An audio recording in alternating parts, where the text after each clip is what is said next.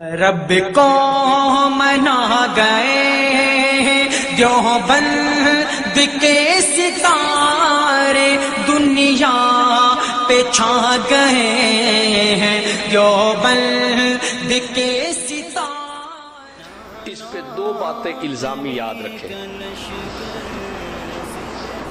Number ایک، اگر حسام الحرمین کا فتویٰ علماء دیوبند کے متعلق سچا ہے، پھر دنیا کی کوئی طاقت احمد رضا خان کو کفر کے پھندے سے نہیں بچا سکتی۔ سن رہے ہو؟ اگر حسام الحرمین کا فتویٰ ہمارے اکابر کے متعلق سچا ہے تو دنیا کی کوئی طاقت احمد رضا خان کو کفر کے پھندے سے نہیں بچا سکتی۔ اس پہ میں دو دلیلیں دینے لگا ہوں، زیادہ نہیں۔ تفصیل کے لیے آپ کو دستگیروا کی تیسری جلد کا مطالعہ کرنا چاہیے۔ انشاءاللہ آپ کا جو ہے نا وہ ٹھنڈک پڑ جائے گی کہ دیکھو کام کیسے زبردست ہوا ہے کہ یہ اپنے ہی فتووں سے کافر اور بے ایمان ہے۔ تو اسے چنگی ہو بھائی، فوٹو شروع کر دیتے رہی گی۔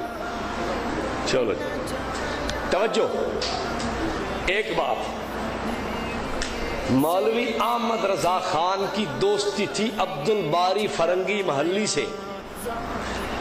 عبد الباری فرنگی محلی کو مولوی احمد رضا نے حضرت تھانوی کی کتاب حفظ الایمان دکھائی، جس میں متنازع عبارت ہے۔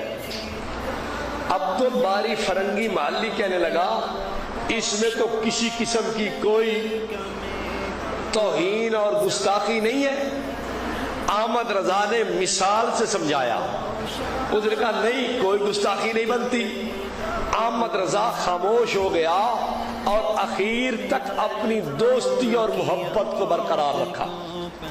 اب میں آپ سے پوچھتا ہوں، جو حضرت تھانوی رحمہ اللہ کے بارے میں احمد رضا نے فتویٰ لکھا ہے، وہ فتویٰ یہ ہے کہ جو حضرت تھانوی اور دیگر علماء کو کافر نہ کہے وہ خود کافر ہے۔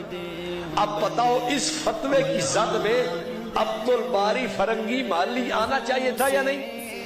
آنا چاہیے تھا۔ عبد الباری فرنگی محلی نے کافر نہیں کہا، تو جب کافر عبد الباری ہو گیا تھا، اس کو کافر کہنا احمد رضا کا حق بنتا تھا۔ احمد رضا نے پھر کافر نہ کہا، تو مجھے آپ بتائیں، من شک فی کفرہم و عذابہم فقد کفر کا فتویٰ احمد رضا کی گردن میں آتا ہے یا نہیں آتا؟ دنیا کا کوئی رضا خانی احمد رضا کی گردن سے پتہ نکال نہیں سکتا۔ میں چیلنج کرتا ہوں، جرت سے کہہ رہا ہوں، آپ اس کو آزما کے دیکھ لیں، لیکن پہلے تواڈے اپنے پیر مضبوط ہونے چاہیے۔ تسی آپ کبدے کھڑوتے ہو تو چیلنج شیلنج نہ کرے، آپ بات کھلے کھاسو۔ پہلے اچھی طرح بات کو سمجھے، پھر اس کے بعد میدان میں آئے۔ اس کے لیے حسام الحرمین کا ضرور مطالعہ کرے، استاد جی کی کتاب۔ دوسری بات سن لو، اب مولوی احمد رضا نے جو الزام ہمارے اکابر اربع پہ لگائے، یہی الزام شاہ اسماعیل شہید پہ لگائے۔ مثلا حضرت ننوتوی کو کہا ختم نبوت کا منکر، حضرت گنگوئی کو کہا یہ خدا کو جھوٹا کہتا ہے، حضرت تھانوی اور حضرت امبیٹوی رحمہ اللہ کے متعلق کہا یہ نبی کو گالیاں دینے والے ہیں۔ اب آؤ، یہی بات احمد رضا نے شاہ اسماعیل شہید پہ لکھی ہے۔ اٹھاؤ اس کا رسالہ سل السیوف الہندیہ، اٹھاؤ رسالہ القوقبۃ الشہابیہ علی کفریات ابی الوہابیہ۔ اس میں احمد رضا نے دونوں میں لکھا ہے کہ شاہ اسماعیل کے متعلق کہ یہ اپنے پیر کو نبی اور بالفعل نبی اور تشریعی نبی مانتا ہے۔ اب نبی مان کے اس نے ختم نبوت کا منکر بنا دیا۔ اس نے شاہ صاحب کے بارے میں لکھا ہے یہ خدا کو جھوٹا مانتا ہے۔ اس نے شاہ صاحب کے بارے میں یہ بھی الزام لگایا، اس نے ایسی گالیاں نبی کو دی ہیں جو کسی پنڈت اور تحریے یہودی اور عیسائی نے بھی نہیں دی۔ اب میں آپ سے پوچھتا ہوں، یہ تینوں الزام آ گئے یا نہ آ گئے؟ جو الزام ادھر لگائے وہ الزام شاہ صاحب کے متعلق یہ نبی حضور کو آخری نہیں مانتا، پیر کو بھی نبی مان رہا، ختم نبوت کے منکر ہے۔ دوسرا الزام خدا کو جھوٹا مانتا ہے، تیسرا الزام نبی پاک کو گالیاں دیتا ہے۔ یہی الزام ادھر حضرت گنگوئی، حضرت نانوتوی، حضرت تھانوی اور حضرت سہارنپوری پہ ہے۔ آپ دیکھنا، توجہ، احمد رضا کو خدائی قہر نے کیسے گھیرا آ کے، کہتا ہے من شک فی کفرہم وعذابہم فقد کفر، جو ان کے کفر میں شک کرے وہ کافر ہے۔ اور ادھر کہتا ہے کہ اس کو کافر نہ کہو، الزام ہوئی۔ ادھر کہتا ہے من شک فی کفرہم وعذابہم فقد کفر، ادھر کہتا ہے ان کو کافر نہ کہو۔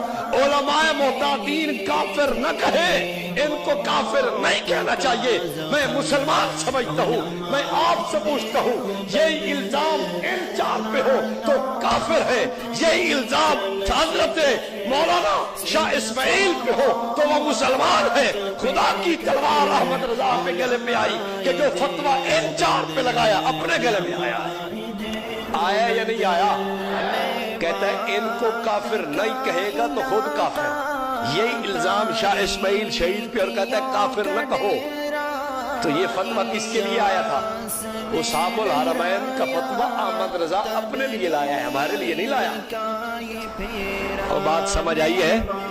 تفسیر کے لیے آپ مطالعہ فرمائیں اصحاب الحرمین کا تحقیقی جائزہ، اس کو آپ دلائل سے یہ دو نکتے سمجھ لیں، دنیا کا بریلوی آپ کے سامنے نہیں ٹھہرے گا اس عنوان پہ۔ اور یاد رکھو، عبارات پر گفتگو ہو تو پہلے حسام الحرمین کو لائیں، بس پہلے حسام الحرمین کا اچھی طرح تیا پانچا آپریشن کریں، اس کے بعد باقی عبارات کی بات ہوگی۔ کیوں ان عبارات کی بنیاد پر تم ہمیں کافر کہتے ہو، وہ یہ ہے، پہلے ان پہ بات کریں گے پھر بات